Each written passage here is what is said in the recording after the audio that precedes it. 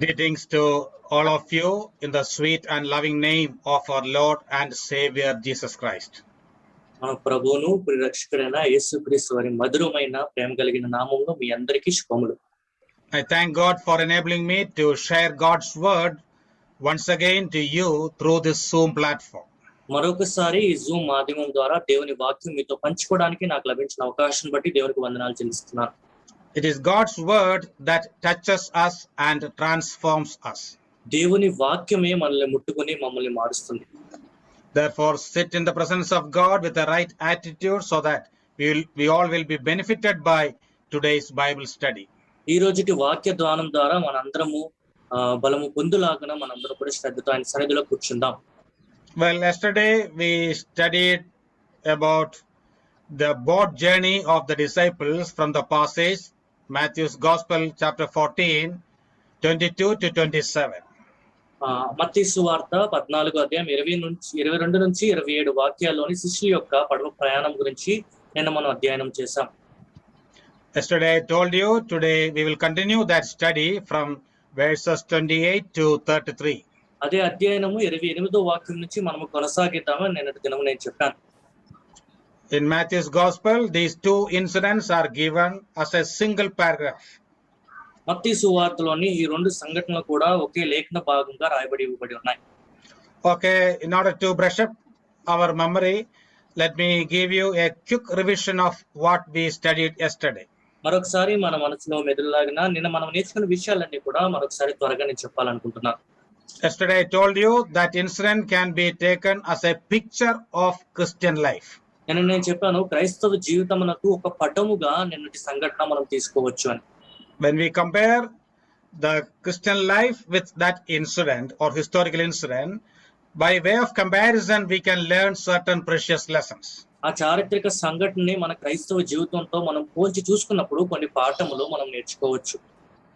Now let me give you the 5 lessons which we learned yesterday. నిన్నటి దినము మనం నేర్చుకున్న 5 పాఠములు మీ ముందు నేను ఉంచుతాను. First one, storms are often encountered even when we walk in obedience to God's commandment. మొదటిది దేవుని ఆజ్ఞలకు లోబడుతూ మనం నడిచినా సరే కొన్నిసార్లు తుఫాన్లు మనకు ఎదురవుతూ ఉంటాయి.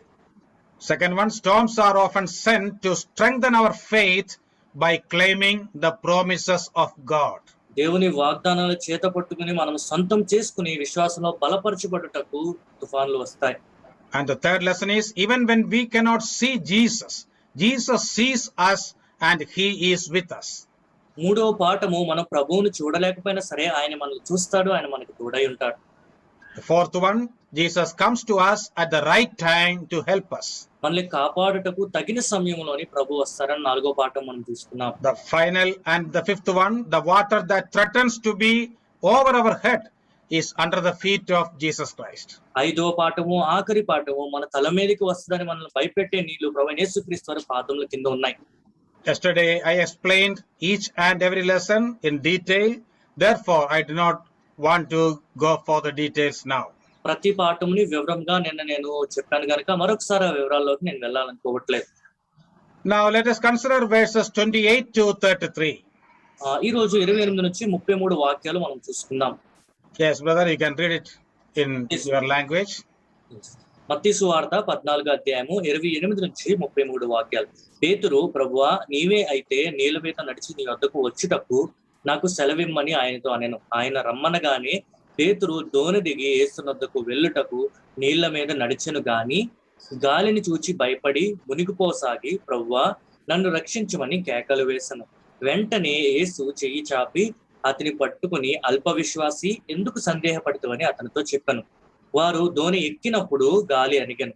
అంతటా దోణిలోనున్నవారు వచ్చి నీవు నిజముగా దేవుని కుమారుడు అని చెప్పి ఆయనకు మ్రొక్కిరి. May the Lord speak to each one of us by his spirit and through his word. ఆయన ఆత్మ ద్వారా ఆయన వాక్యం ద్వారా దేవుడు మనలో ప్రతి ఒక్కరితో మాట్లాడును గాక.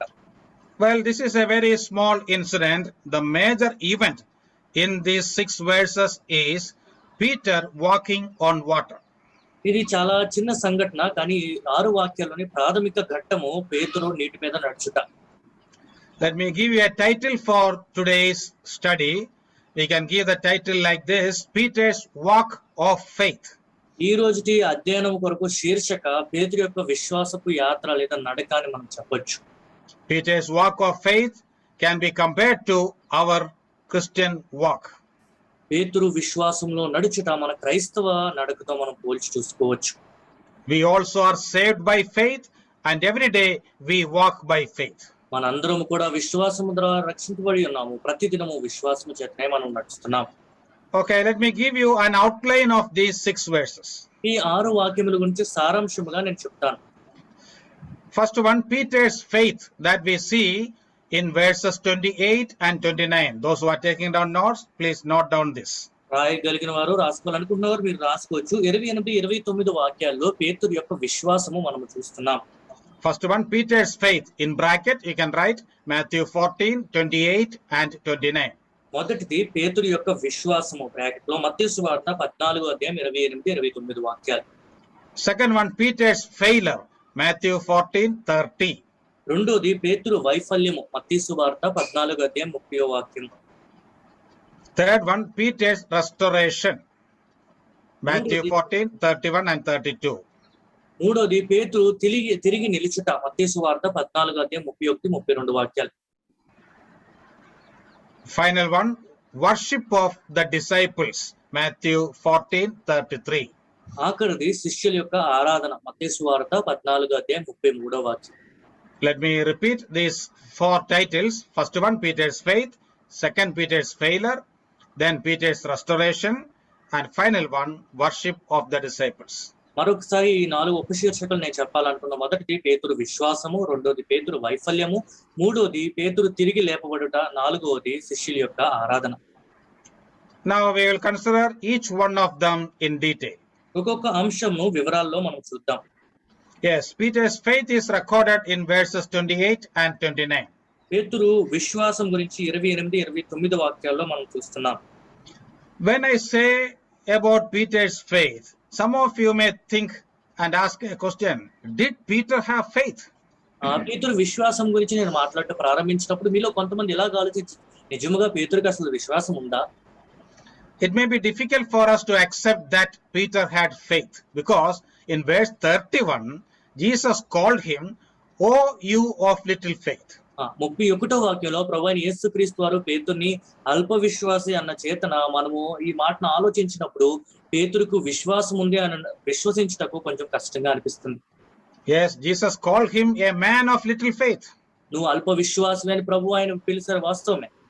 But even this calling indicates that Peter had faith, though it is very little. ప్రభు వారు ఇలా పిలిచినా సరే అతనికి తక్కువ విశ్వాసం ఉందా, తనలో విశ్వాసం ఉంది అనే సత్యం మాత్రం మనకు అర్థమవుతుంది. Please notice, Jesus didn't call him an unbeliever. He said, "You are a man of little faith." మీరు ఇది గమనించాలి. ప్రభువైన యేసుక్రీస్తు వారు ఓ అవిశ్వాసి అని ఆయన పిలవలేరు, కానీ అల్ప విశ్వాసి అని పిలుస్తున్నారు. So before proceeding further, let me tell you something about faith in general. కొంచెం ముందుకు మనం కొనసాగే ముందు సాధారణంగా విశ్వాసం అంటే ఏంటో నేను చెప్పాలనుకుంటున్నాను. The word faith we all often use very commonly. విశ్వాసము అనే పదము చాలా తరచుగా మనందరం వాడుతూ ఉంటాం.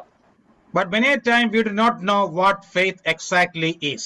కానీ చాలా సార్లు ఖచ్చితంగా విశ్వాసం అంటే ఏంటో మనకు తెలియని పరిస్థితిలో ఉంటాం. I have heard the story of an youngster with whom once an evangelist talked. ఒకసారి ఒక యవనస్తునితోని ఒక సువార్తికుడు మాట్లాడిన కథ చాలా సార్లు నాకు గుర్తొస్తూ ఉంటుంది. The evangelist asked him, "Are you a believer?" Then he immediately said, "Yes, I am a believer." అయితే ఆ సేవకుడు ఆ యవనస్తుని అడిగారు, "నువ్వు విశ్వాసం?" అంటే అవునవును నేను విశ్వాసనే అని చెప్పాడు. Then he asked him, "What do you believe?" నువ్వు ఏమి విశ్వసిస్తావని ఆ సువార్తికుడు ఆయన అడిగారు. Then this fellow said, "I believe all that my church believes." నా సంఘము విశ్వసించే అన్ని విషయాలు నేను విశ్వసిస్తానని యవనస్తుడు చెప్పాడు. Then the evangelist asked him, "Okay, tell me what your church believes." అయితే వెంటనే ఆ సువార్తికుడు అడిగారు, అయితే చెప్పు నీ సంఘం ఏం విశ్వసిస్తుంది? Then this clever fellow said, "My church believes all that I believe." అయితే ఈ యవనస్తుడు చాలా తెలివిగా నేను ఏమేమి నమ్ముతానో నా సంఘం అదే నమ్ముతుందని చెప్పాడు. Then the evangelist again asked, "Okay, tell me both what you believe and your church believes." అయితే వెంటనే ఆ సువార్తికుడు అడిగారు, నీవు నీ సంఘం అంతా కూడా ఏమని విశ్వసిస్తారు, దేని మీద విశ్వసిస్తారు అని అడిగారు. Then this youngster said, we both believe the same things. Then is it necessary to spell it out? మేమిద్దరం ఒక విషయం మీదే విశ్వసిస్తాం కదా, అది బయటికి చెప్పవలసిన అవసరం ఉందా అని ఆయన అన్నాడు. You see, there are so many clever fellows like this who do not know what they believe, but they are clever enough to hide their ignorance by play of words. చూసారా, ఈ వ్యక్తికి విశ్వాసం గురించి తెలియకపోయినా సరే తనకి తెలియదనే విషయము కనపడకుండా ఉండటం కోసం తన పదజాలాన్ని ఎలాగ వాడి తప్పించుకుంటున్నాడు. Okay, all human beings have some belief or not. మానవులందరూ కూడా ఏదో ఒక విశ్వాసం ఉండే ఉంటుంది. But in the Bible, we often say about the saving faith. కానీ బైబిల్లోని ఎక్కువగా మనకి రక్షింపబడే విశ్వాసం గురించి చెప్తాం. In fact, even in the Bible, there are two aspects of faith often mentioned. వాస్తవానికి బైబిల్లో కూడా విశ్వాసం గురించి రెండు అంశములు ప్రస్తావించబడి ఉన్నాయి. For convenience of study, we often call it first one saving faith and the other one sustaining faith. మనం అధ్యయనం చేయుటకు సులభంగా ఉండుట కొరకు మొదటిది మనము రక్షింపబడిన విశ్వాసము, రెండోది మనం నిలకడగా ఉండే విశ్వాసం అని చెప్తూ ఉంటాం. They are just like the two sides of the same coin. ఒక కాసుకి రెండు వైపుల వలె ఆ రెండు విశ్వాసములు ఉన్నాయి. I'll briefly explain these two aspects of faith. విశ్వాసంలో ఉన్న ఈ రెండు అంశముల గురించి క్లుప్తంగా నేను వివరిస్తాను. Saving faith is the trust we put in Jesus at the time of our salvation. మనం రక్షింపబడిన సమయంలోని ప్రభువైన యేసుక్రీస్తు వారి యందు ఉంచే నమ్మికని రక్షింపబడే విశ్వాసం అని చెప్తాం.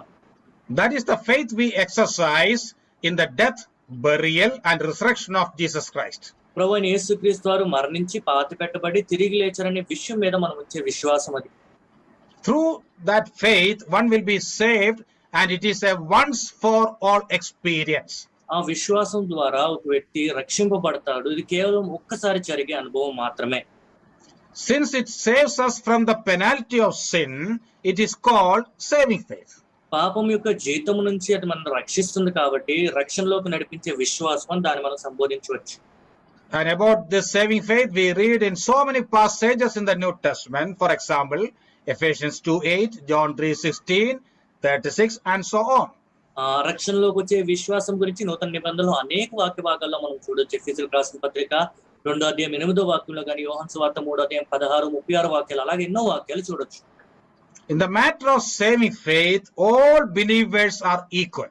రక్షింపబడే విశ్వాసంలోని విశ్వాసులందరూ కూడా సమానులే. On the other hand, those who have saving faith has to trust in the Lord daily for all their needs. మరొక వైపున రక్షింపబడిన వారు విశ్వాసం ద్వారా ప్రతిదినము వారి అవసరముల కొరకు దేవుని మీద నమ్మిక ఉంచాలి. This trust is required to lead a life pleasing to the Lord.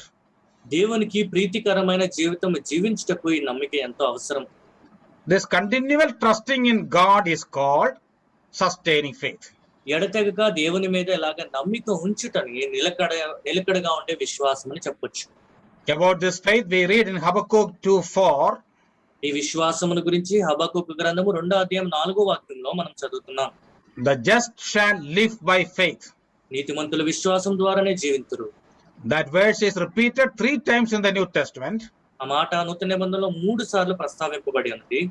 In Romans 1:17, రోమీయులకు రాసిన పత్రిక 1:17 వాక్యంలో, Galatians 3:11, గలతీయులకు రాసిన పత్రిక 3:11 వాక్యము, and Hebrews 10:38.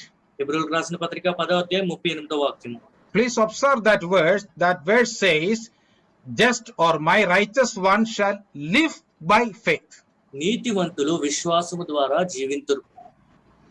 The word just or righteous one refers to a believer. So here it is not talking about saving faith, but about the sustaining faith.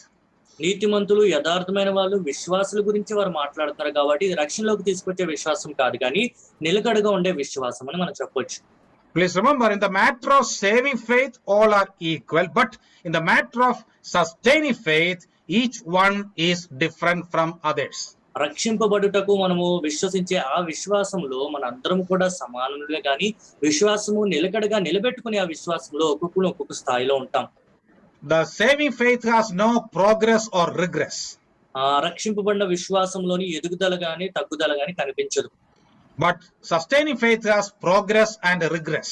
కానీ నిలకడగా ఉంటే విశ్వాసంలోని ముందుకి ఎదుగుదల ఉంటుంది, వెనక్కి దిగజారుట కూడా ఉంటుంది. It has ups and downs. అది ఎత్తులు పల్లాలు కూడా ఉంటాయి. So this much we all have to keep in mind always. ఈ విషయాల్ని ఎల్లప్పుడూ మన మనసులో ఉంచుకోవాలి.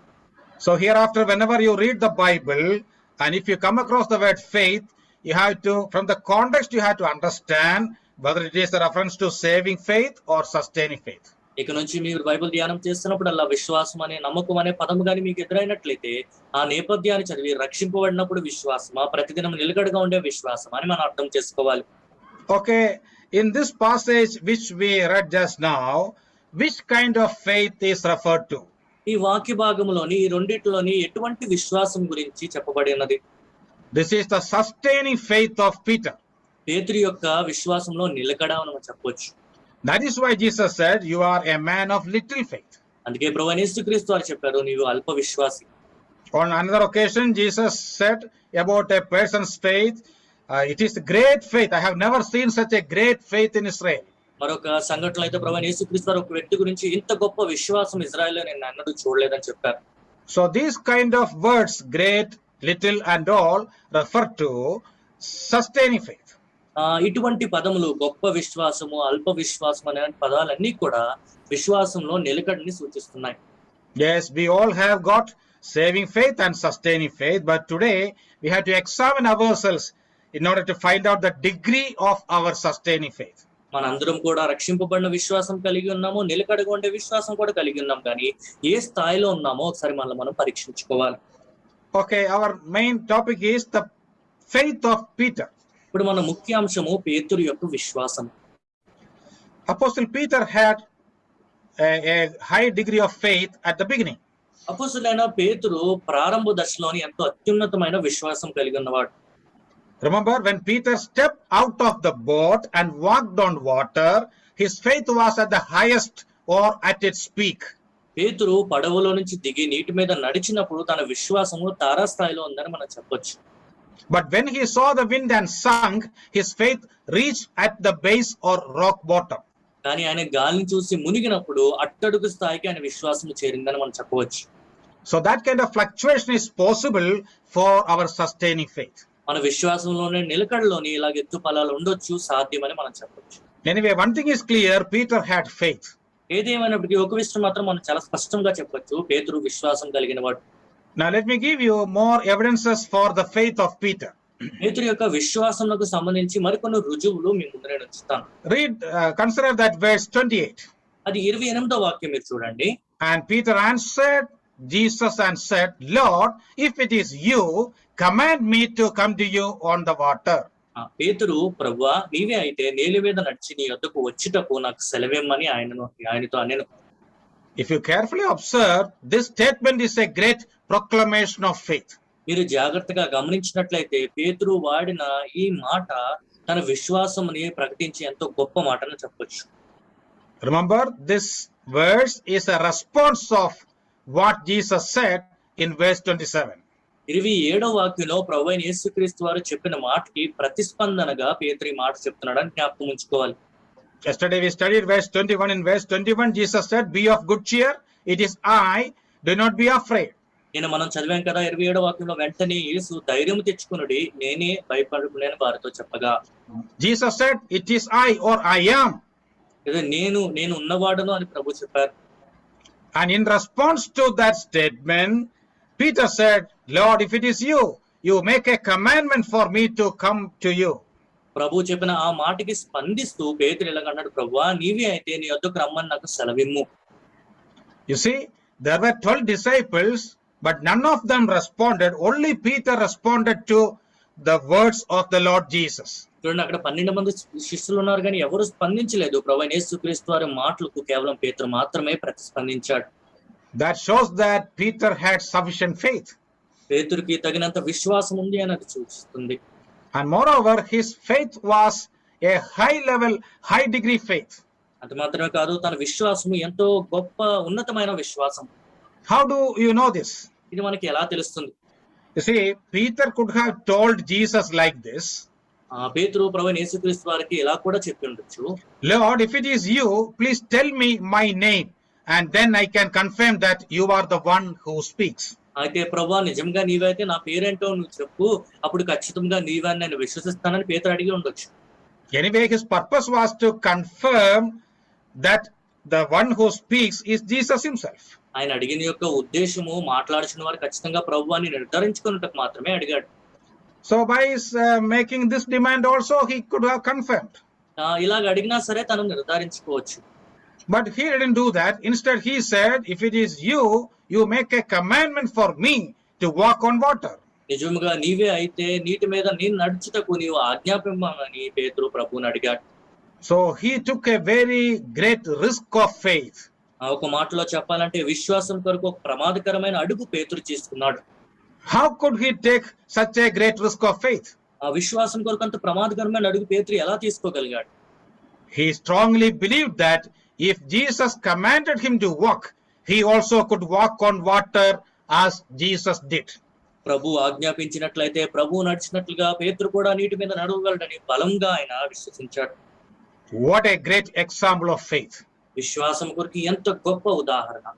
Remember, no other disciple made such a demand because they don't have faith. మిగతా శిష్యులు అంత విశ్వాసం లేనందున ఎవ్వరు కూడా అటువంటి ప్రశ్న ప్రభువుని అడగలేకపోయారు.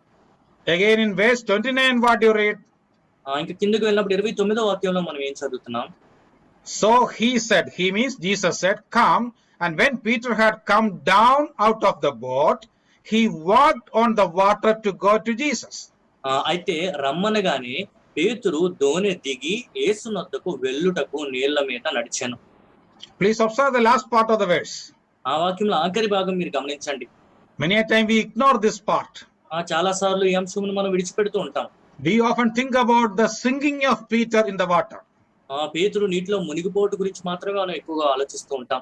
But this verse very clearly says Peter walked on the water to go to Jesus. పేతురు నీటి మీద నడుస్తూ ప్రభువైన యేసు వారి దగ్గరికి వెళ్ళబోయాడని చాలా స్పష్టంగా ఈ వాక్యం మనకు తెలియజేస్తుంది. We do not know how long or how much he walked. ఎంతసేపు వెళ్ళాడు, ఎంత ఎక్కువ లోతుకు వెళ్ళాడు అనే విషయం మనకు తెలియదు కానీ, however, he definitely walked for a short time and a short distance. ఖచ్చితంగా స్వల్ప వ్యవధి కొరకు కొంచెం దూరం కొరకు ఆయన నడిచాడని మాత్రం మనం చెప్పొచ్చు. That is something very great. చాలా గొప్ప విషయం. No one else except Jesus have ever walked on water. నీటి మీద మన ప్రభువైన యేసుక్రీస్తు వారు తప్ప ఎవ్వరు కూడా నడవలేదు. So this miraculous walking on water also proves the faith of Peter. నీటి మీద ఎంత ఆశ్చర్యకరంగా నడుచుట కూడా పేతురు యొక్క విశ్వాసాన్ని రుజువుపరుస్తుంది. I asked you a question, did Peter have faith? The answer is an emphatic yes. పేతురికి విశ్వాసం ఉందా అనే ప్రశ్న నేను అడిగిన దానికి మనం ఖచ్చితంగా అవును అని సమాధానం చెప్పవచ్చు. Okay, what was the basis of his faith? అయితే పేతురు యొక్క విశ్వాసం యొక్క ఆధారం ఏంటి? Please notice, Peter's faith was not a blind faith. పేతురు విశ్వాసం మీరు గమనించండి, ఏదో గుడ్డిగా అలా ఆయన నమ్మలేదు. It was not a blind leap into the dark. అంధకారంలోనికి గుడ్డిగా ఆయన వెళ్ళిపోలేదు. Instead, it was based on the word of God or the commandment of Jesus. ప్రభువైన యేసుక్రీస్తు వారి ఆజ్ఞ మీద ఆధారపడి ఉన్న మాట. Please observe the word command in verse 28. 28వ వాక్యంలో సెలవీయమని పేతురు అడుగుతున్నాడు. Lord, if it is you, command me to come to you on the water. ప్రభువా నీవే అయితే నీ వద్దకు వచ్చుటకు సెలవీయమని అడిగాను. So his faith was purely dependent on the commandment or the word of the Lord Jesus. ఆయన విశ్వాసం అంతా కూడా ప్రభువైన యేసుక్రీస్తు వారి మాట, ఆయన ఆజ్ఞ మీద ఆధారపడి ఉంది. Peter knew that the commandment of Jesus will give him the power to perform what he says to do. ప్రభువైన యేసుక్రీస్తు వారు ఏం చెప్పినా చేయుటకు ఆయన ఆజ్ఞాపించినప్పుడు ఆ శక్తి ఆయనకు సరిపోతుందని పేతురు నమ్మాడు. A similar incident we see in Luke chapter 5 also. ఇలాంటి సంఘటన లూకా సువార్త 5వ అధ్యాయంలో కూడా మనం చూస్తున్నాం. We know that in the first few verses of Luke 5, we read about the fishing of Peter and his friends. They tried to fish something at night, but they couldn't fish anything. మొదటి కొన్ని వాక్యాలు మనం చూస్తున్నప్పుడు పేతురు తన స్నేహితులు వల వేసి చేపలు పట్టుటకు వెళ్ళారు, కానీ రాత్రంతా శ్రమించిన వారికి ఏమీ దొరకలేదని మనం చదువుతున్నాం. And finally, when Jesus asked him to cast his net at the right hand side of the boat, అయితే పడవకి కుడి వైపున వల వేయమని ప్రభువైన యేసుక్రీస్తు వారు పేతురుకి చెప్పినప్పుడు what was the response of Peter? పేతురు ఎలా స్పందించాడు? In Luke 5:5 we read, లూకా సువార్త 5వ అధ్యాయం 5వ వాక్యంలో మనం ఇలా చదువుతున్నాం. Master, we have toiled all night and caught nothing. Nevertheless, at your word, I will let down the net. సీమోను ఏలినవాడ, రాత్రి అంతయు మేము ప్రయాసపడితే గాని మాకేమీ దొరకలేదు, అయినను నీ మాట చొప్పున వలలు వేతుమని ఆయనతో చెప్పాను. Please observe that phrase, at your word, I will let down the net. నీ మాట చొప్పున వల వేతునని పేతురు చెప్పిన మాట మీరు గమనించండి. You see, here also we can see the faith of Peter, which is purely based on the words of Jesus. చూడండి, ఇక్కడ కూడా పేతురు యొక్క విశ్వాసము అది స్పష్టంగా ప్రభువైన యేసుక్రీస్తు వారి మాటల మీద ఆధారపడి ఉన్నది. Beloved, this is something we also have to imitate in our lives. ఇలా మన జీవితాల్లో కూడా మనం ఇది అనువర్తించాలి. Don't think that if we believe something strongly, it will automatically happen. బలంగా మనం ఏదైనా విశ్వసిస్తే అది జరిగిపోతుందని మీరు భావించవద్దు. If the word of God commands us to do something or gives us some promises, then we can definitely claim them. దేవుని వాక్యము మనకి ఏమైనా ఆజ్ఞాపించినప్పుడు గాని, ఏదైనా వాగ్దానం ఇచ్చినప్పుడు గాని ఖచ్చితంగా దాన్ని మనం సొంతం చేసుకోగలం. So the real faith is always based on the word of God. నిజమైన విశ్వాసం ఎప్పుడు కూడా దేవుని వాక్యం మీద ఆధారపడి ఉంటుంది. Paul also has written this truth very clearly in Romans 10:17. అసలు పౌలు కూడా ఈ మాటని చాలా స్పష్టంగా రోమీయులకు రాసిన పత్రిక 10వ అధ్యాయం 17వ వాక్యంలో చెప్తున్నాడు. There we read, so then faith comes by hearing, and hearing by the word of God. కాగా వినుట వలన విశ్వాసం కలుగును, వినుట క్రీస్తును గూర్చిన మాట వలన కలుగును. Okay, let us come back to verse 29 once again. What was the response of Jesus in verse 29? తిరిగి మనం 29వ వాక్యానికి వద్దాం. 29వ వాక్యంలో ప్రభువైన యేసుక్రీస్తు వారు ఎలా తిరిగి స్పందించారు? Jesus said, come. ఆయన రమ్మన్నారని మనం చూస్తున్నాం. And the word come is so powerful. ప్రభువైన యేసుక్రీస్తు వారు రమ్ము అని చెప్పిన పదము ఎంతో శక్తి కలిగినది. That is both an invitation and a commandment. అది ఒక ఆహ్వానముగా మనం చూడొచ్చు, ఒక ఆజ్ఞగా కూడా మనం చూడొచ్చు. Probably Peter might have remembered about the first calling by the Lord Jesus recorded in Matthew 4:19, where Jesus said, come follow me. మత్తయి సువార్త 4వ అధ్యాయము 19వ వాక్యంలో ప్రభువైన యేసుక్రీస్తు వారు మొట్టమొదటిసారి పేతురు పిలిచిన విషయం తను జ్ఞాపకం చేసుకుని ఉంటాడేమో. By hearing that call, Peter left everything and followed the Lord Jesus. నా వెంబడి రండి అని ప్రభువైన యేసుక్రీస్తు వారు మాట చెప్పిన వెంటనే పేతురు తన వలను విడిచిపెట్టి ఆయన వెంబడించడం మనం చదువుతున్నాం. Here the second time Jesus tells him, you come. ఇక్కడ రెండోసారి ప్రభువైన యేసుక్రీస్తు వారు పేతురుకు చెప్తారు రమ్మని. And Peter didn't look here and there. Immediately he jumped out of the boat and started walking. పేతురు అటు ఇటు చూడలేదు కానీ వెంటనే పడవలోంచి దూకి నడుట ప్రారంభించాడు. Yes, that is a great step of faith.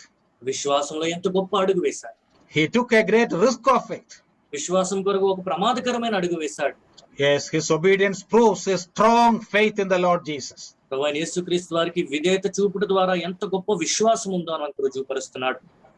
Yes, even after Peter walked on water, no other disciple tried to walk on water. పేతురు నీటి మీద నడుచుట ప్రారంభించిన తర్వాత కూడా శిష్యుల్లో ఎవ్వరూ కూడా నీటి మీద నడుచు ప్రయత్నించలేదు.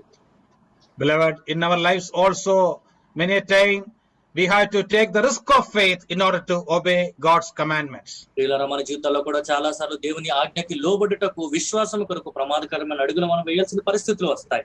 And only when we step out in faith, we can experience the sustaining power of God. విశ్వాసంతో మనం ముందుకు అడుగు వేసినప్పుడే దేవుడు మనల్ని నిలకడగా ఉంచగలిగిన ఆ సామర్థ్యముని మనం అనుభవించగలం. When we consider the history of the church down through the centuries, we can find out so many examples of great men of God who have taken risk of faith. 18వ శతాబ్దంలోని సంఘం యొక్క చరిత్రను మనం చూసినప్పుడు విశ్వాసం కొరకు ప్రమాదకరమైన అడుగులు వేసిన దేవుని దాసుల్ని భక్తుల్ని మనం చూడవచ్చు. Let me give you one example.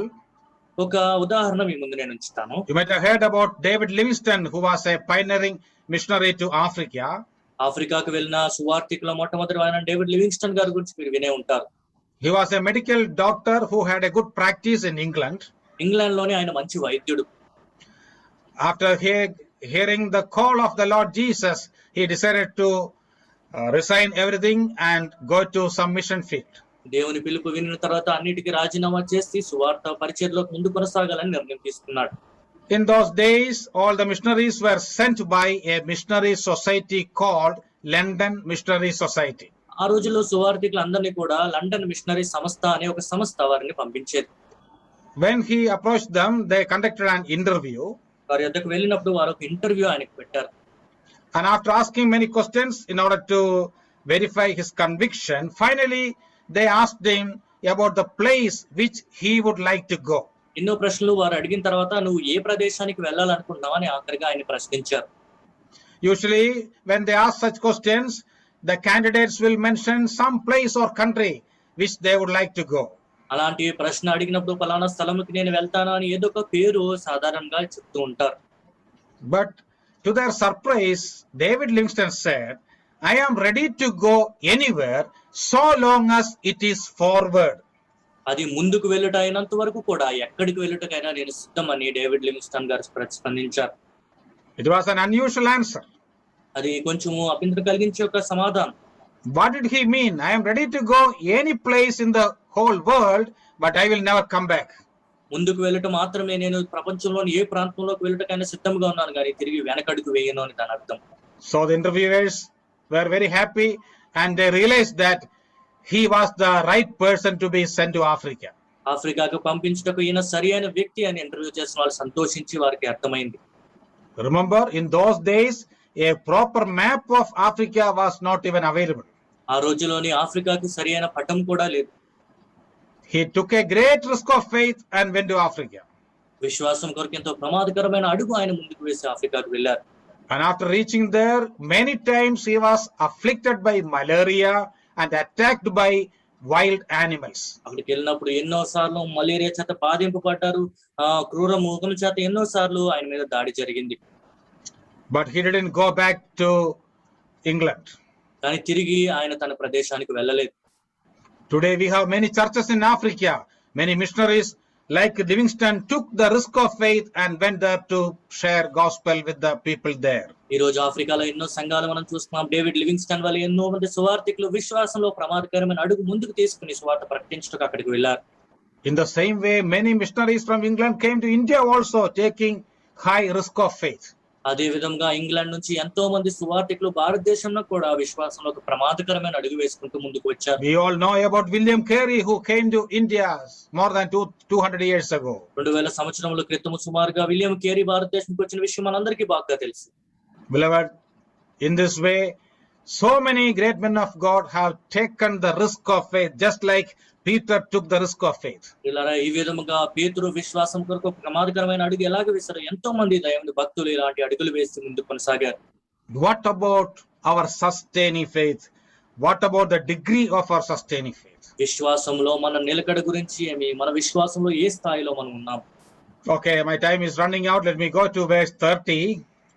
నాకు సమయం అయిపోతుంది కాబట్టి 30వ వాక్యానికి నేను వెళ్తాను. There we read about Peter's failure. 30వ వాక్యంలో పేతురు యొక్క వైఫల్యం గురించి మనం చదువుతున్నాం. Of course, Peter started his walking with great faith and with great enthusiasm.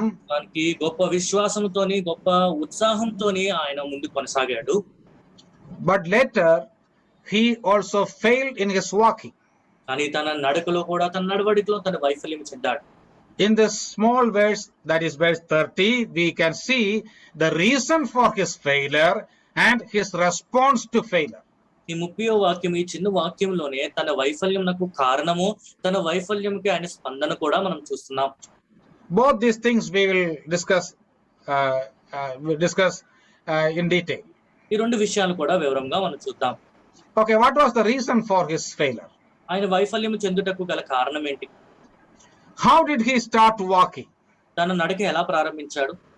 Yes, even though it is not written there, we can reasonably make a guess. He might have looked straight into the face of the Lord Jesus and stepped into the water. అది రాయబడకలేకపోయినా మనం అర్థం చేసుకోవచ్చు. నేరుగా ప్రభువైన యేసుక్రీస్తు వారి ముఖం వైపు చూస్తూ నీటిలోకి అడుగు వేస్తుంటాడు. I sometimes think like this: if we were in the position or place of Peter, we would not have done like that. కొన్నిసార్లు నేను ఇలాగ ఆలోచిస్తూ ఉంటాను, పేతురు స్థలంలో కానీ మనం ఉన్నట్లయితే మనం అలా చేసేవాళ్ళం కాదేమో. We might have sat down at the edge of the boat and we will put one leg in the water and we'll check whether the water is stable enough to carry our weight.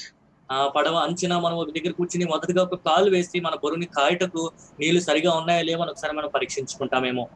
But Peter didn't do that.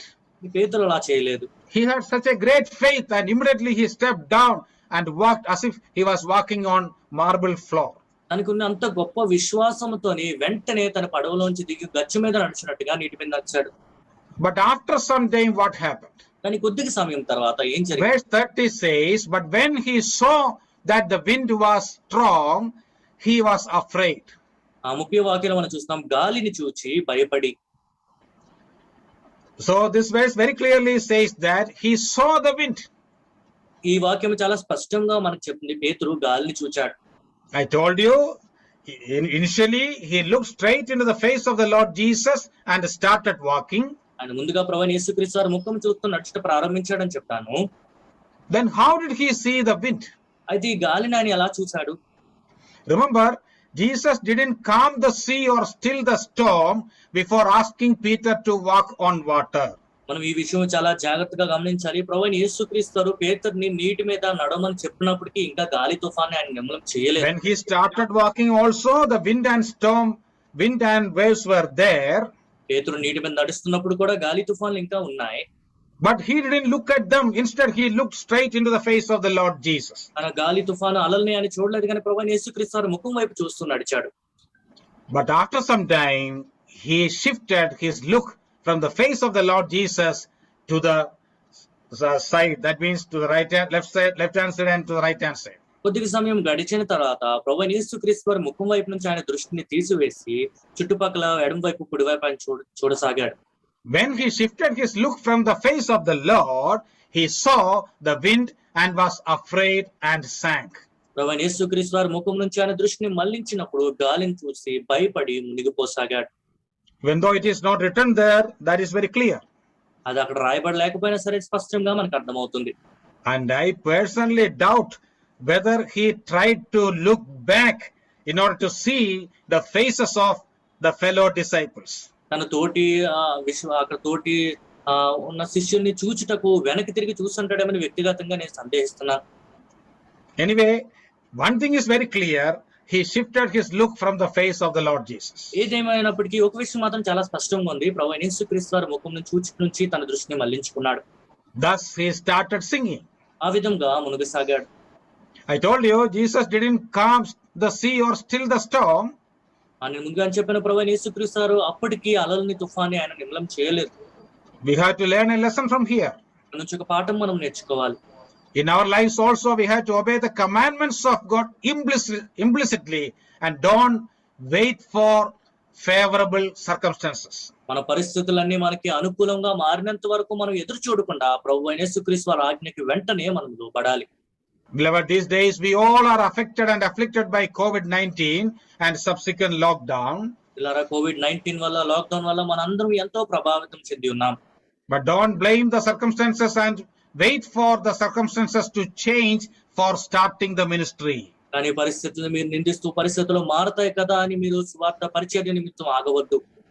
Even in this adverse circumstance, we can do something for the glory of God. ఇలాంటి విపత్తుకర పరిస్థితుల్లో కూడా దేవుని మహిమ కొరకు మనం ఏదో ఒకటి చేయగలం. Someone has said, faith is the ability to see the invisible and do the impossible. ఎవరో ఇలా చెప్పారు, అదృశ్యమైనవి చూచుటకు అసాధ్యమైనవి చేయుటకు కలిగిన సామర్థ్యమే విశ్వాసం అంటే. Yes, faith is a special ability given to us in order to see the invisible things and to do the impossible things. అదృశ్యమైనవి చూచుటకు అసాధ్యమైనవి చేయుటకు మనకి ఇవ్వబడిన సామర్థ్యమే విశ్వాసము. In Hebrews 11:27 we read about Moses like this. వీరులకు రాసిన పత్రిక 11:27 వాక్యంలో మోషే గురించి మనం ఇలా చదువుతున్నాం. In the second part of that verse we read, for Moses endured as seeing him who is invisible. అక్కడ రాయబడి ఉంది కదా, విశ్వాసం బట్టి అతడు అదృశ్యుడైన వాడిని చూచినట్టు స్థిరబుద్ధి గలవాడై ఉన్నాడు. When we look around, our circumstances are so discouraging and frightening. మన చుట్టుపక్కల పరిస్థితులన్నీ చూస్తున్నప్పుడు మనల్ని ఎంతో నిరుత్సాహపరుస్తుంటే, మనల్ని ఎంతో భయపెడుతూ ఉంటాయి. But we have to walk our journey of faith or spiritual journey by looking unto Jesus, the author and finisher of our faith. కానీ మన విశ్వాసపు యాత్ర, ఆత్మీయ యాత్ర కూడా విశ్వాసమునకు కర్తయు దాన్ని కొనసాగించబడిన యేసు వైపు చూచుచూ మనం ముందుకు కొనసాగాలి. Okay, because of his shifting of his look from the face of Jesus, he failed. ప్రభువైన యేసుక్రీస్తు వారి ముఖం నుంచి ఆయన దృష్టిని మళ్లించుట కారణం చేత ఆయన విఫలం చెందాడు. But how did he respond? ఆ వైఫల్యానికి ఆయన ఎలా స్పందించాడు? We all may fail in our lives, but our response to failure is more important. మన జీవితంలో కూడా మనందరూ ఎంతో విఫలమై ఉండొచ్చు, కానీ ఆ వైఫల్యానికి మనం ఎలా ప్రతిస్పందించమనేది చాలా ప్రాముఖ్యమైనది. Many people will give up their spiritual journey by a failure in their lives. వారి జీవితంలో ఒక్క వైఫల్యం వచ్చిన వెంటనే ఆత్మీయ యాత్రని చాలా మంది ఆపివేస్తారు. How did Peter respond when he began to sink? పేతురు మునిగిపోసాగినప్పుడు ఎలా ప్రతిస్పందించాడు? Remember, he was an expert fisherman. ఆ జ్ఞాపకం ఉంచుకోవాల్సిన విషయము, ఆయన ఎంతో నిపుణత కలిగిన ఒక జాలర్. Definitely he knew how to swim. ఖచ్చితంగా ఎలాగా ఈదాలనే విషయం ఆయనకు తెలుసు. So he could have swum and got back to the boat. వెంటనే ఆయన ఈదుకుంటూ తిరిగి పడవెక్కిపోవచ్చు. But when he started sinking, he didn't depend on his past experience or skill. కానీ తన మునిగిపోసాగినప్పుడు తన పూర్వ అనుభవాన్ని గాని తనకున్న నైపుణ్యాన్ని గాని ఆయన ఉపయోగించలేదు. Instead, he cried out to the Lord, saying, "Lord, save me." ప్రభువా నన్ను రక్షించమని ప్రభు వైపు తను మొరపెట్టాడు. When he faced a crisis, he immediately turned to the Lord. తనకి విపత్తు ఎదురైన వెంటనే ప్రభు వైపు తిరిగాడు. This is something worth imitating in our lives too. మన జీవితాల్లో కూడా ఇది అనుసరించడం ఎంతో అవసరమైనది. In Psalm 107, just like the chorus of a song, we read many times that then they cried out to the Lord in their trouble and he delivered them out of their distress. 107వ కీర్తనలోని ఒక పాటలోని చరణంలాగా 2-3 సార్లు మనం చదువుతున్నాం కదా, వారు కష్టకాలమందు యెహోవాకు మొరపెట్టిరి, ఆయన వారి ఆపదలో నుండి వారిని విడిపించెను. That we read in Psalm 107, 6, 13 and 19. 107వ కీర్తన 6, 13, 19 వాక్యాల్లో ఆ మాటకు మనం చదువుతున్నాం. Here we read about the Old Testament Israelites. ఇక్కడ పాత నిబంధనలో ఉన్న ఇజ్రాయేలీల వారి గురించి మనం చదువుతున్నాం. The Israelites cried out to the Lord in their trouble. వారి కష్టకాలమందు యెహోవాకు ఇశ్రాయేలీయులు మొరపెట్టారు. I think that is a good quality of the Israelites. Israel ప్రజల్లో ఉన్న గుణాల్లోనే ఒక మంచి గుణ లక్షణంగా దాన్ని మనం చెప్పొచ్చు. Many a time in their prosperity they left God and went away from him. చాలా సార్లు వారి సమృద్ధి దశలోని ప్రభువుని విడిచిపెట్టి ఆయన నుంచి దూరంగా వెళ్ళిపోయారు. But whenever they faced some trouble in their lives, in their distress, they definitely cried out to the Lord. కానీ వారి కష్టకాలమందు ఆపత్కాలమందు ఖచ్చితంగా దేవుని వైపు తిరిగి వారు మొరపెట్టేవారు. And our Lord is a merciful God, therefore he always hears the cry of his children. మన దేవుడు కనికరం చూపువాడు గనుక తన బిడ్డల యొక్క మొరని ఆయన ఎప్పుడూ ఆలకించేవాడు. In Psalm 50 verse 15, 50వ కీర్తన 15వ వచనంలోని the Lord commands his children, "Call upon me in the day of trouble, I will deliver you and you shall glorify me." ఆపత్కాలమున నీవు నన్ను గూర్చి మొరపెట్టుము, నేను నిన్ను విడిపించెదను, నీవు నన్ను మహిమపరచెదవు అని దేవుడు ఆజ్ఞాపిస్తున్నాడు. This is a commandment as well as a promise.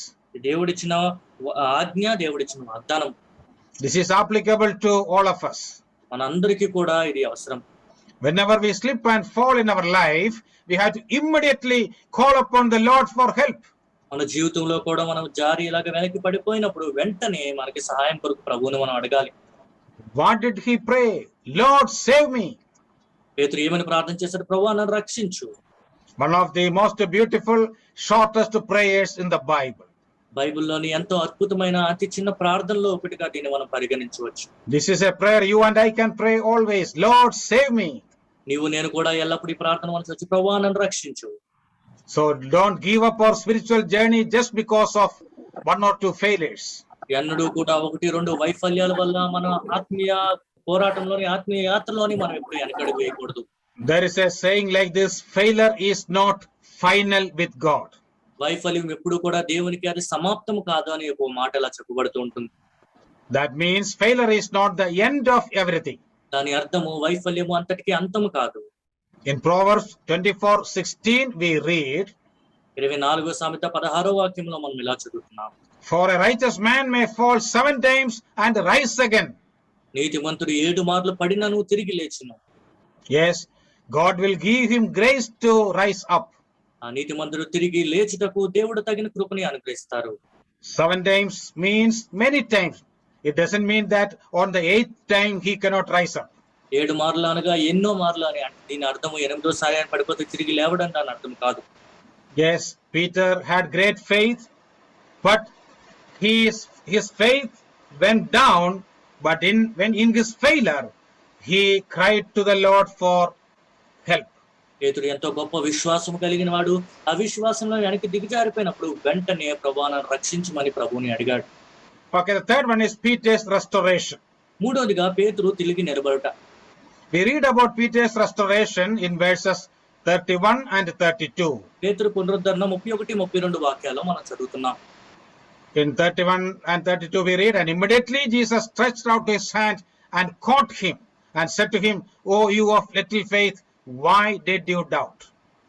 ఈ 31 వాక్యంలో మనం చదువుతున్నాం. వెంటనే యేసు చేయి చాపి అతను పట్టుకుని, అల్ప విశ్వాసి ఎందుకు సందేహపడతావని అతనితో చెప్పాను. Yes, in verse 30 we read, Peter saw the wind and he was frightened. 30వ వాక్యంలో మనం చూస్తున్నాం, గాలిని చూచి పేతురు భయపడాను. But here Jesus gives us the real reason for his failure. కానీ పేతురు వైఫల్యంకు గల అసలైన కారణము ప్రభువైన యేసుక్రీస్తు వారు ఇక్కడ చెప్తున్నారు. The other one is only the symptom of the disease, and here we see the real reason for the disease. ఆ వ్యాధి బయటికి కనిపించే ఒక లక్షణం మాత్రమే అది, కానీ ఆ వ్యాధి యొక్క కారణం ఇక్కడ ప్రభు చెప్తున్నారు. The real reason is his lack of faith. అని కారణము విశ్వాసంలో తను అల్పుడై ఉన్నాడు. Lack of faith led him to doubt the words of the Lord Jesus, and finally he started singing. విశ్వాసము లేకపోవటం వల్ల దేవుని మాటల్ని సందేహించి తద్వారా ముందుకు సాగాడు. Yes, what was the response of Jesus? He stretched out his hand and caught him. ప్రభువైన యేసుక్రీస్తు వారు ఏం చేశారు? వెంటనే ఆయన చేయి చాపి అతన్ని పట్టుకున్నారు. We read he immediately stretched out his hand. అక్కడ మనం ఇలా చదువుతున్నాం కదా, వెంటనే యేసు చేయి చాపి. This indicates that Peter walked on water for a few minutes and almost reached where Jesus was standing. ఇది చదివితే మనకు అర్థమవుతుంది, పేతురు నీటి మీద కొద్ది నిమిషాల వరకు నడిచి ఇంచుమించు ప్రభువైన యేసుక్రీస్తు వారు ఉన్నంత దగ్గరికి కూడా వెళ్ళిపోయాడు. Yes, Peter walked on water for quite some time. పేతురు నీటి మీద కొద్ది సమయం వరకు నడిచాడు. Moreover, it proves that our Lord is always available to help us. అంత మాత్రమే కాదు, ప్రభు ఎల్లప్పుడూ మనల్ని సహాయం చేయుటకు మనకి ఆయన ఉన్నాడని మనకు అర్థమవుతుంది. In Psalm 46:1 we read, God is our refuge and strength and a very present help in trouble. 46వ కీర్తన 1వ వాక్యంలో మనం చదువుతున్నాం కదా, దేవుడు మనకు ఆశ్రయము దుర్గమునై ఉన్నాడు, ఆపత్కాలంలో ఆయన నమ్ముకొనదగిన సహాయకుడు. Many a time we think that God is far away from us, but he is a very present help in trouble. చాలా సార్లు దేవుడు మన నుంచి ఎంతో దూరంగా ఉన్నాడు అని భావిస్తుంటాం, కానీ ఆపత్కాలమందు తగిన సమయంలో ఆయన మన దగ్గర ఉన్న దేవుడు అని మనం చెప్పొచ్చు. Yes, here in verse 31 Jesus tells Peter about the real reason, that is his lack of faith. 31వ వాక్యములోని పేతురు యొక్క వైఫల్యముకు తగిన అసలైన కారణం ప్రభువైన యేసుక్రీస్తు వారు చెప్తున్నారు, విశ్వాసం. His faith had ups and downs. ఆయన విశ్వాసంలోని ఎత్తు పల్లములు మనం చూస్తున్నాం. Remember, we are talking about the sustaining faith. ఇక్కడ నిలకడగా ఉండే విశ్వాసం గురించి మనం మాట్లాడుతున్నామని జ్ఞాపకం ఉంచుకోవాలి. Yes, this is very much true in our lives also. మన జీవితాల్లో కూడా ఇది ఎంతో వాస్తవము. It is true in the lives of all great men of God whom we see in the Bible. బైబిల్లో మనం చూసే దేవుని గొప్ప గొప్ప భక్తులందరి జీవితాల్లో కూడా ఇది వాస్తవమే. Let me give you one example from the Old Testament. పాత నిబంధన నుంచి దీని కొరకు ఉదాహరణ మీ ముందు నేను ఉంచుతాను. In 1 Kings chapter 18 we see Elijah standing on Mount Carmel and boldly challenging all the prophets of Baal and Asherah. మొదటి రాజుల గ్రంథము 18వ అధ్యాయంలో మనం చూస్తున్నాం కదా, ప్రవక్త అయిన ఏలియా కర్మేలు పర్వతం మీద నిలబడి అక్కడ బాల్ అషెరా ప్రవక్తలందరినీ కూడా వారికి సవాలు విసురుతున్నాడు.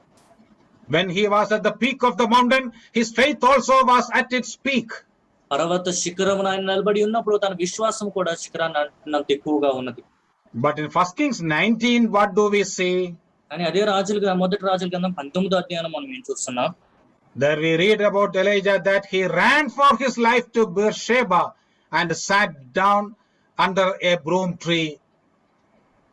అప్పుడు మనము ఏలియా గురించి చదువుతున్నాం కదా, తన ప్రాణము కొరకని బీర్షెబాకు తను పారిపోయి ఒక చెట్టు కింద ఆయన కూర్చుని ఉన్నాడు. And he prayed to the Lord that he might die. తను మరణిస్తాడేమో అని ప్రభువుకు ఆయన ప్రార్థన చేస్తున్నాడు.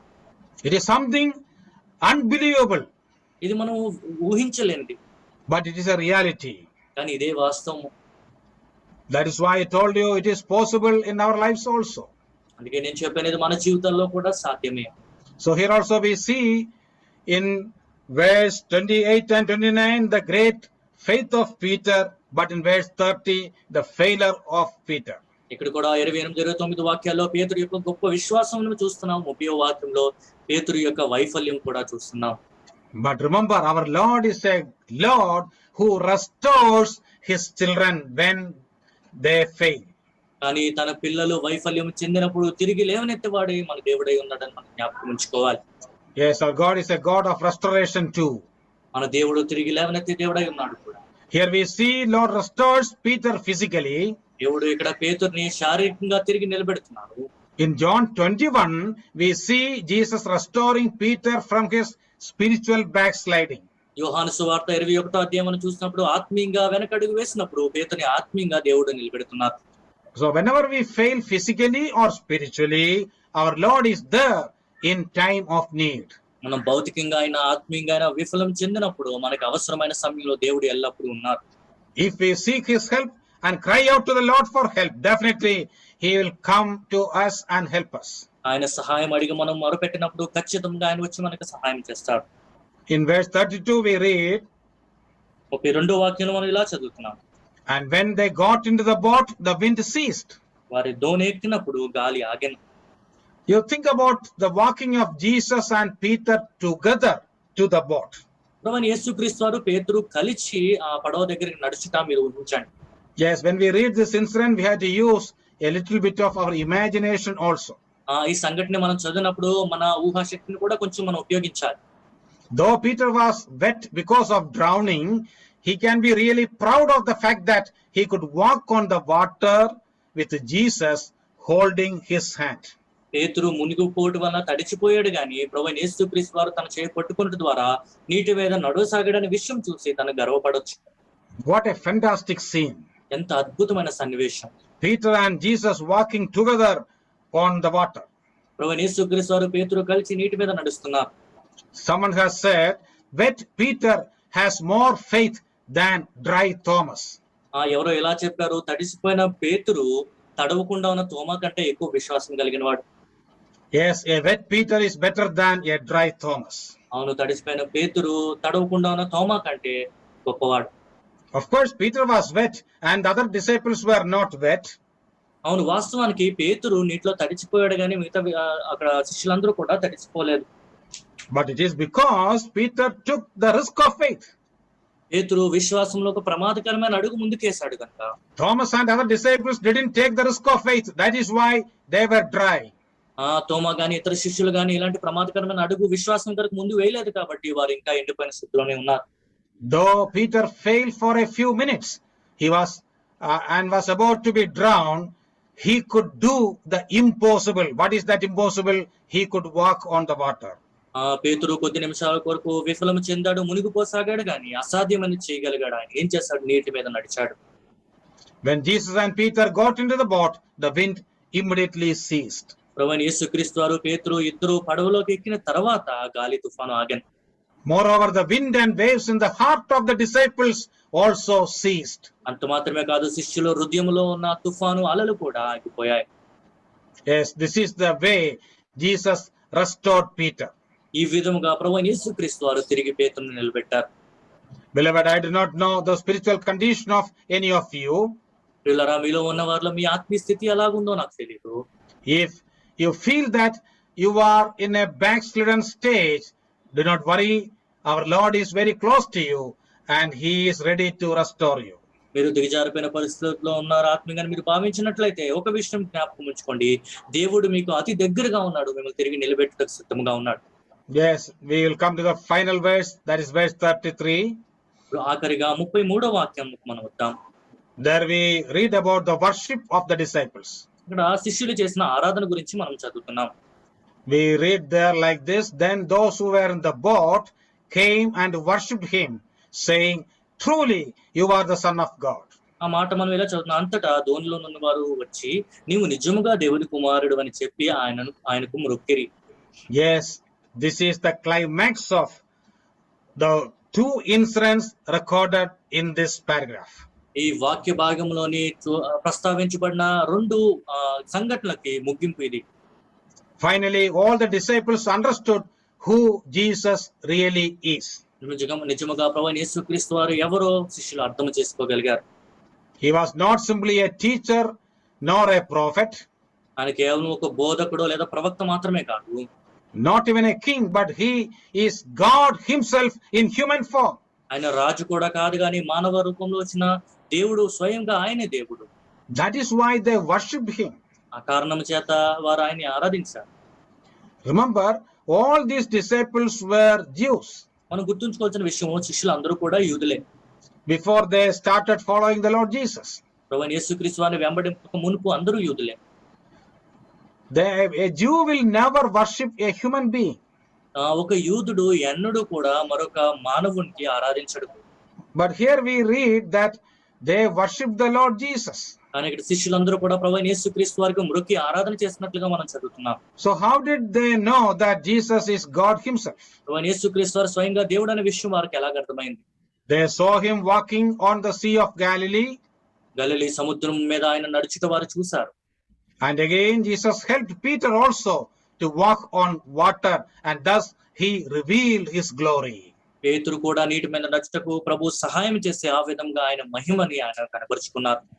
You see, if you read the background of this incident, that is the feeding the 5,000 with the 5 loaves and 2 fish. ఈ సంఘటన యొక్క నేపథ్యము, దీని ముందు సంభవించిన సంఘటన గాని మనం చూసినట్లయితే 5,000 మందికి 5 2 చేపలతోని ఆహారం వారికి అందించారు కదా. In John 6:15, we read that after that great miracle, the people came to Jesus and they tried to make him a king. అయితే యోహాను సువార్త 6:14-15 వాక్యాలు మనం చూస్తున్నాం కదా. ఆ మనుషులు యేసు చేసిన సూచకని చూసి ఆయన రాజుగా చేయుటకు వారు వచ్చారు. John says they taking by force to make him king. యోహాను ఇలా చెప్తున్నాడు, రాజుగా చేయుటకు వారు వచ్చి తను బలవంతంగా పట్టుకొని పోచున్నారు. But Jesus walked away from that place. కానీ ప్రభువైన యేసుక్రీస్తు వారు అక్కడి నుంచి వెళ్ళిపోయారు. You see, when they got the food, when Jesus met their physical need, they immediately wanted to make him a king. చూడండి, ప్రభువైన యేసుక్రీస్తు వారు వారి శారీరక అవసరం తీర్చినప్పుడు వెంటనే ఆయన రాజుగా చేయుటకు వారు సిద్ధపడ్డారు. I think the disciples also were very glad if Jesus would have become an ordinary earthly king at that time. ఆ సమయంలోని ప్రభువైన యేసుక్రీస్తు వారు సాధారణంగా లోకరీత్యా రాజు అయినట్లయితే శిష్యులు కూడా చాలా ఆనందించేవారేమో. But immediately Jesus departed from that place and sent his disciples to the other side of the Sea of Galilee. అని ప్రభువైన యేసుక్రీస్తు వారు వెంటనే ఆ స్థలం నుంచి బయలు వెళ్ళిపోయి తన శిష్యుల్ని గలిలీ సముద్రంలో అటువైపు తీరంలోకి చేరుకోమని ఆజ్ఞాపించారు. What was the purpose? దాని ఉద్దేశం ఏంటి? In order to teach them a precious lesson that he is not simply an ordinary king like Herod or Caesar, but he is God himself in human form. హెరోదు, కేసరు వలె సాధారణమైన రాజు కాదు, కానీ స్వయంగా దేవుడే మానవ రూపిగా వచ్చాడని అమూల్యమైన పాఠం వారికి నేర్పించుటకు ప్రభు ఇలా చేశారు. When Jesus performed the miracle of multiplying the bread, they didn't realize that Jesus was God. 5 రొట్టెలను 5,000 మందికి ప్రభువైన యేసుక్రీస్తు వారు పంచినప్పుడు శిష్యులు ఆయన దేవుడు అనే విషయాన్ని ఎరగలేదు. But later, after making a very tough and rough journey in the boat at night, they realized that Jesus is God himself.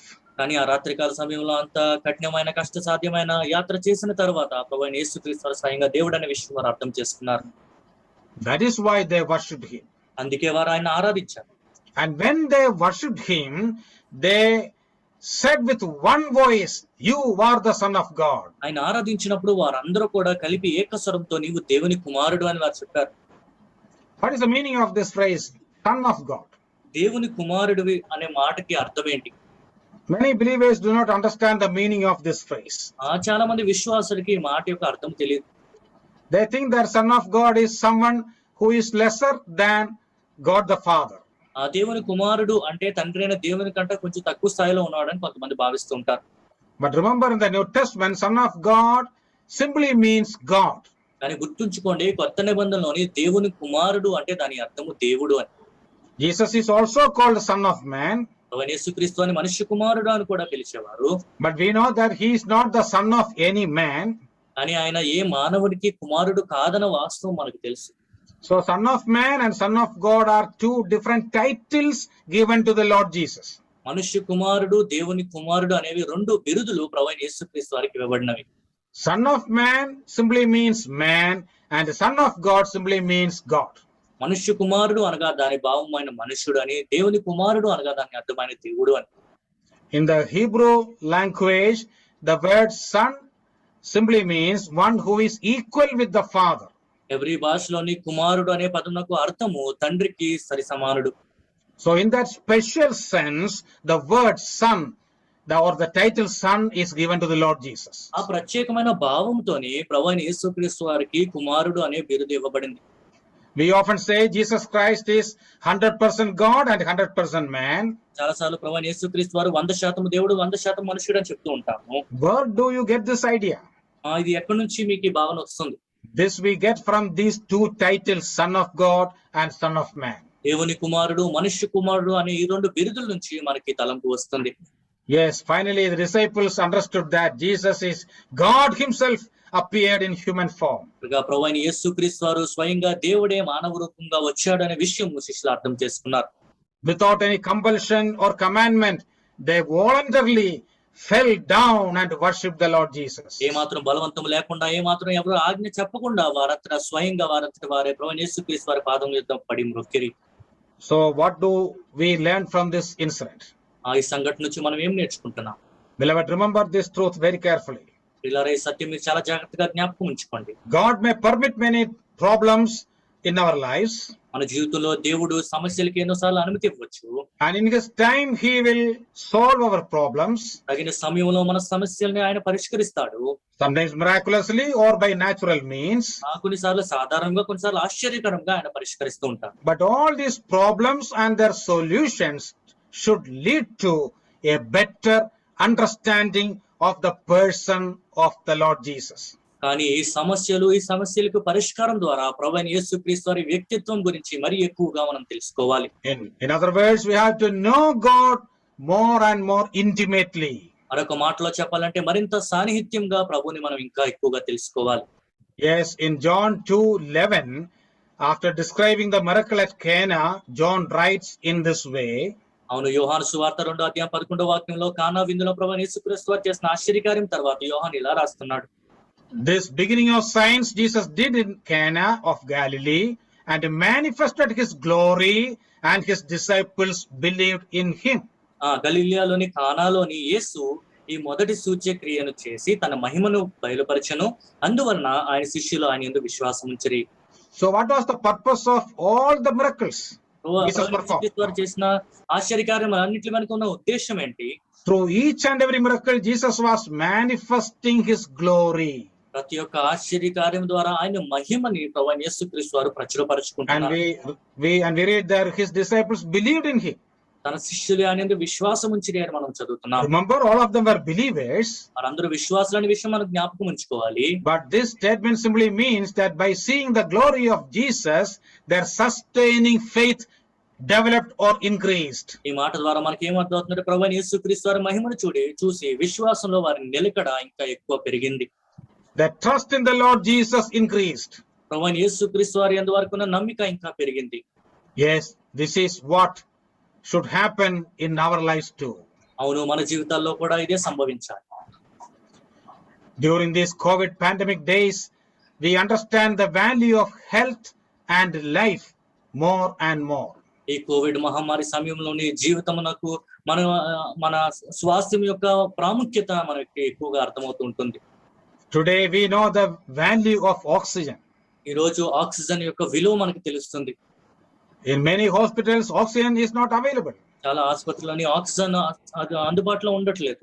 People are running after oxygen and ventilator. ప్రజలు ఆక్సిజన్ కొరకు వెంటిలేటర్ కొరకు పరుగులు తీస్తున్నారు. But for the past so many years, we have been freely using the oxygen which God has provided in this earth. కానీ గడిచిన ఎన్నో సంవత్సరములుగా దేవుడు ఈ లోకంలో మనకి ఉచితంగా ఇచ్చిన ఈ ఆక్సిజన్ ని మనం పీల్చుకుంటూ బతుకుతున్నాం. We didn't pay a single pie to God. దీని కొరకు మనం దేవుడికి ఏమి నయా పైసా కూడా చెల్లించలేదు. But today we value or understand the value of health and life. కానీ ఈ రోజు ఆరోగ్యంనకు జీవనకు ఉన్న ప్రాముఖ్యత మనం అర్థం చేసుకోగలుగుతున్నాం. So through this COVID pandemic also we have to understand the glory of God. ఈ కోవిడ్ మహమ్మారి ద్వారా కూడా దేవుని మహిమని మనం అర్థం చేసుకోవాలి. How loving and gracious our Lord is. మన దేవుడు ఎంత ప్రేమ కలిగిన వాడు, ఎంత కృప కలిగిన వాడు. So when we know him in a better way, we have to worship him meaningfully. మరి ఎక్కువగా ఆయన మనము తెలుసుకున్నప్పుడు మరి ఎక్కువ అర్థవంతంగా మనం ఆయన్ని ఆరాధించాలి.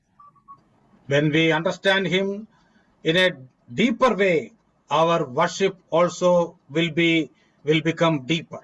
మరింత లోతుగా ఆయన మనం అర్థం చేసుకున్నప్పుడు మన ఆరాధన కూడా అంత లోతుగా మనం చేయగలుగుతాం. So beloved, we also have to understand God more and more every day, and that should lead to a meaningful worship.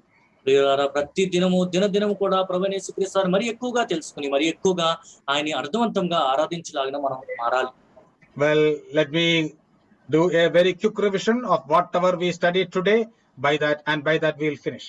క్లుప్తంగా ఈ రోజు నేర్చుకున్న విషయాలన్నీ కూడా ఒకసారి నేను చెప్పి అప్పుడు మనం ముగించుకుందాం. We learned 4 precious lessons from this small passage. ఈ చిన్న వాక్య భాగం ద్వారా 4 అమూల్యమైన పాఠములు మనం నేర్చుకున్నాం. First one, Peter's faith. మొదటిది పేతురు విశ్వాసం. Peter acted on the word of Christ. ప్రభు యొక్క మాట చొప్పున పేతురు ప్రతిస్పందించాడు. He took the risk of faith. విశ్వాసం కొరకు ప్రమాదకరమైన అడుగు తీసుకున్నాడు. He stepped into the water by faith and walked on water. విశ్వాసం ద్వారానే నీటిలో అడుగు వేశాడు, నీటి మీద నడిచాడు. Second one, Peter's failure. రెండోదిగా పేతురు వైఫల్యం.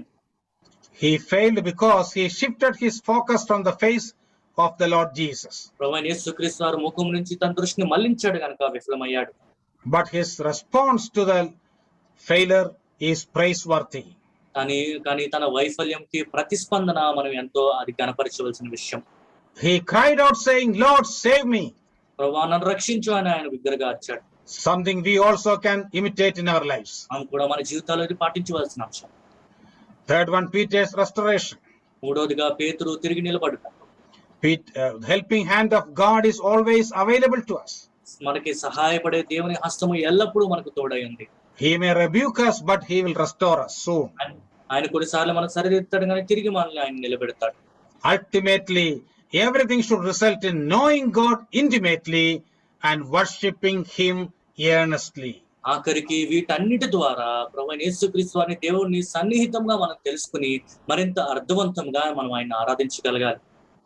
May the Lord help all of us to apply these truths in our daily lives and live for his glory. ఈ సత్యములను మన అనుదిన జీవితంలో మనం అనుసరిస్తూ ఆయన మహిమ కొరకు జీవించలాగిన దేవుడు మనందరికీ సహాయం చేయను గాక.